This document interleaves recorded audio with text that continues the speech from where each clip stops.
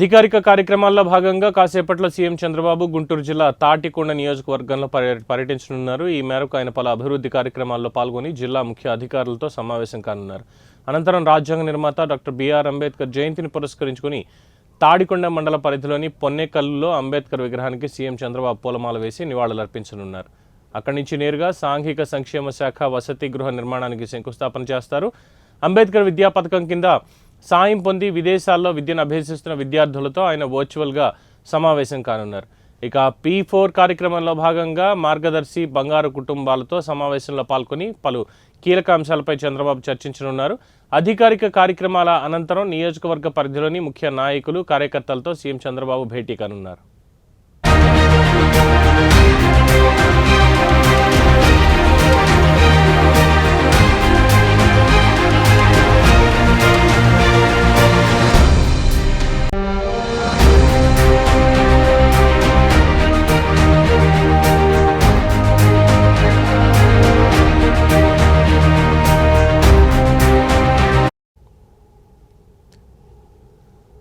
చూస్తున్నాం, సీఎం కాసేపట్లో తాడికొండ నియోజకవర్గంలో పర్యటించనున్నారు. ఆయన పలు అభివృద్ధి కార్యక్రమాల్లో పాల్గొని జిల్లా ముఖ్య అధికారులతో సమావేశం కానున్నారు. అనంతరం రాజ్యాంగ నిర్మాత డాక్టర్ బిఆర్ అంబేద్కర్ 134వ జయంతిని పురస్కరించుకొని తాడికొండ మండల పరిధిలో పొన్నేకల్లో అంబేద్కర్ విగ్రహానికి సీఎం చంద్రబాబు పూలమాల వేయనున్నారు.